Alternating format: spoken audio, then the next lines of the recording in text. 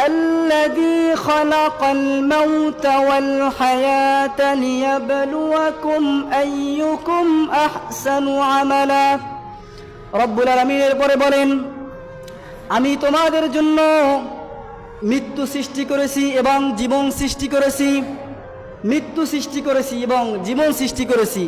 কিন্তু আমাদের দৃষ্টিতে আমরা দেখি আগে জীবন নাকি আগে মৃত্যু? আগে জীবন। কিন্তু আল্লাহ এখানে কেন বললেন আল্লাযী খালাকাল মাউতা ওয়াল হায়াতা, যে আগে মৃত্যু সৃষ্টি করেছি, তারপরে হায়াত, তারপরে জীবন সৃষ্টি করেছি? কারণ আল্লাহ পাক রব্বুল আলামিন বলেন যে আমরা যেটাকে জীবন বলি এটা আসলে জীবন নয়। আমাদের আসল জীবন হলো মৃত্যুর পরে পরকালীন জীবন, যেই জীবনের শুরু আছে শেষ নাই, ওইটা হলো আমাদের আসল জীবন। আল্লাযী খালাকাল মাউতা ওয়াল হায়াতা লিয়াবলুয়াকুম আইয়ুকুম আহসানু আমালা। এরপর রব্বুল আলামিন বলেন, আমি তোমাদের জন্য মৃত্যু এবং জীবন সৃষ্টি করেছি কেন জানো? লিয়াবলুয়াকুম আইয়ুকুম আহসানু আমালা। রব্বুল আলামিন বলেন, আমি মৃত্যু এবং জীবনকে সৃষ্টি করেছি একমাত্র দেখার জন্য যে তোমাদের ভিতরে কে আইয়ুকুম আহসানু আমালা, তোমাদের ভিতরে কে ভালো আমল করে, তোমাদের ভিতরে কে ভালো আমল করে। এজন্য আমি মৃত্যু এবং জীবনকে সৃষ্টি করেছি, কর্মফলে তোমরা কে ভালো করো। এখানে আমরা যে বিষয়টা খুঁজে পেলাম, আল্লাহ পাক রব্বুল আলামিন আমাদেরকে সৃষ্টির উদ্দেশ্য হলো আমরা কর্মে কে ভালো থাকি। এখানে যে শিক্ষাগুলো, তার ভিতরে একটা হলো যে আল্লাহ এখানে বললেন যে আগে মৃত্যুর কথা, পরে বললেন জীবনের কথা। কারণ আমরা যেই জীবনকে প্রাধান্য দিয়ে থাকি, আমরা যেই জীবনকে মূল্যায়ন করে থাকি, আল্লাহর কাছে এই জীবনের কোনো দাম নাই। আল্লাহ এই জীবনটাকে সাময়িক সময়ের জন্য আমাদেরকে অবকাশ দিয়ে দিয়েছেন যে আমরা কি করি। আমরা অনেক সময় গরুর রশি এভাবে ছেড়ে দিয়ে দেখি না যে কোথায় যায়, ছাগলের রশি ছেড়ে দিয়ে দেখি কত দূর যেতে পারে। এভাবে ঘুড়ি যেরকম নাটাই তার হাতে থাকে আর ঘুড়িটা ছেড়ে দেয় আকাশের ভিতরে দিয়ে, ঘুড়ি যত দূরেই যাক না কেন আবার টান দিলে কাছে চলে আসে। আল্লাহ পাক রব্বুল আলামিন পৃথিবীর ভিতরে আমাদেরকে অবকাশ দিয়ে দিয়েছেন দেখার জন্য যে আমরা আমলে কে এগিয়ে থাকি, আমাদের কাজটা কতটা আল্লাহর পথে আমরা চলি, আমরা উত্তম আমল করি কিনা, এটা আল্লাহ দেখার জন্য আমাদেরকে দুনিয়ার ভিতরে অবকাশ দিয়ে দিয়েছেন, ছেড়ে দিয়েছেন। আল্লাহ পাক রব্বুল আলামিন বলেন যে দুনিয়াটা হলো পরীক্ষার হল। এই পরীক্ষার হলের ভিতরে ছাত্রকে যেরকম স্বাধীনতা দেওয়া হয়, একটা ছাত্র পরীক্ষার হলের ভিতরে সে ভুল লেখুক আর সঠিক লেখুক, তাকে কখনো বাধা দেওয়া হয় না, তাকে বলা হয় না যে তুমি এটা সঠিক করতেছো না ভুল করতেছো। ঠিক আল্লাহ ওখানে আমাদেরকে স্বাধীনতা দিয়ে দিয়েছেন। এজন্য রব্বুল আলামিন কোরআনুল কারীমের ভিতরে জানিয়ে দিলেন যে ও দুনিয়ার মানুষ, শোনো শোনো, তোমাদেরকে আমি সৃষ্টি করেছি, তোমরা আবার এমন ভেবো না যে তোমাদেরকে অনার্থক সৃষ্টি করা হয়েছে, তোমাদেরকে সৃষ্টির উদ্দেশ্য আমি নিয়েছি।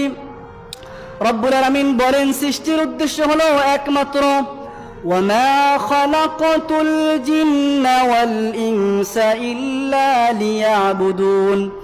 রব্বুল আলামিন বলেন তোমাদেরকে সৃষ্টির উদ্দেশ্য হলো জিন এবং মানব জাতিকে সৃষ্টি করেছি একমাত্র আমি রবের ইবাদতের জন্য। এখানে আল্লাহ বললেন যে আইয়ুকুম আহসানু আমালা, তোমাদেরকে তৈরির উদ্দেশ্য হলো যে তোমরা আমলে কে এগিয়ে থাকো, ভালো আমল করো কে।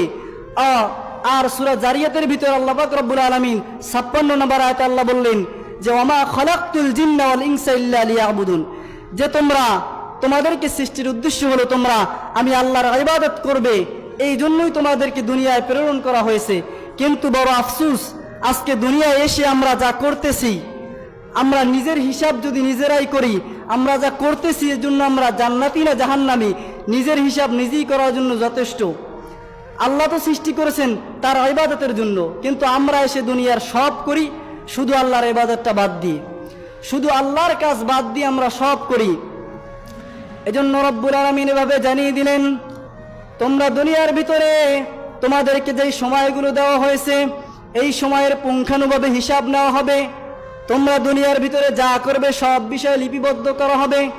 রব্বুল আলামিন বলেন কিরামান কাতিবিনা ইয়ালামুনা মা তাফআলুন। রব্বুল আলামিন বলেন সম্মানিত লেখকগণ তোমাদের সাথে দেওয়া হয়েছে, তোমরা দুনিয়ার ভিতরে অন্যায় করো, পাপাচার করো, তোমরা যাই করো না কেন, দুনিয়ার কোনো মানুষ যদি না দেখে, আমি আল্লাহ পাক রব্বুল আলামিন সব কিছু লিপিবদ্ধ করে রাখি।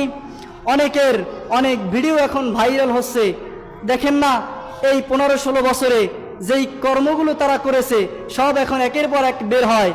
এই 7 মিনিট 5 মিনিট এই ভিডিওর কারণেই যদি এমন অবস্থা হয়ে যায়, তাহলে আমরা অনেক মানুষ আছি, আমাদের যেই ভিডিওগুলো আল্লাহ করে রেখেছেন, এই ভিডিও যদি কাল কিয়ামতের দিন প্রকাশ করে দেয়, আমরা কোন জায়গায় গিয়ে দাঁড়াবো? আমাদের চিন্তা ভাবনা করা দরকার। আল্লাহ যেন আমাদের এই ভিডিওগুলো প্রকাশ করে না দেয়, কারণ আমরা যেই কর্ম করেছি দুনিয়ার কেউ না জানলেও আমরা জানি।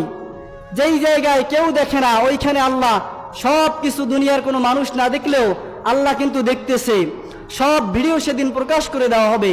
সেদিন তাদেরকে বলা হবে, ইকরা কিতাবাকা কাফা বিনাফসিকা আল-ইয়াওমা আলাইকা হাসিবা, তোমার আমলনামা আজকে তুমি পড়ো, পড়ে দেখো তুমি দুনিয়ার ভিতরে কয়টা ভালো কর্ম করেছো আর কয়টা কুকর্ম করেছো, অন্যায়ভাবে কার সাথে কি করেছো, সব আমলনামা সেদিন তাকে ইকরা কিতাবাক, পড়ো, পড়ে তুমি দেখো যে তুমি কি কাজ করেছো। সুতরাং জ্ঞানী ব্যক্তি হলো তারা যারা ওই দিনের জন্য, আখেরের জন্য তারা প্রস্তুতি গ্রহণ করে, যে আমাদের ওই দিন যেন আফসোস করতে না হয়, ওই দিন যেন আমাদের ভিডিওগুলো প্রকাশ হয়ে না যায়। যদি আমাদের ভিডিও যদি এরকম থেকে থাকে, আর কিয়ামতের দিন এখন তো কয়েকজন মানুষ দেখবে বা কতজন মানুষই আর দেখতে পাবে, কিন্তু ওই কিয়ামতের দিন হাজার হাজার কোটি কোটি মানুষের সম্মুখে সেদিন ভিডিওগুলো প্রকাশ পেয়ে যাবে। আল্লাহ পাক রব্বুল আলামিন কাউকে বলবে না যে বান্দা তুই কি অপরাধ করেছো,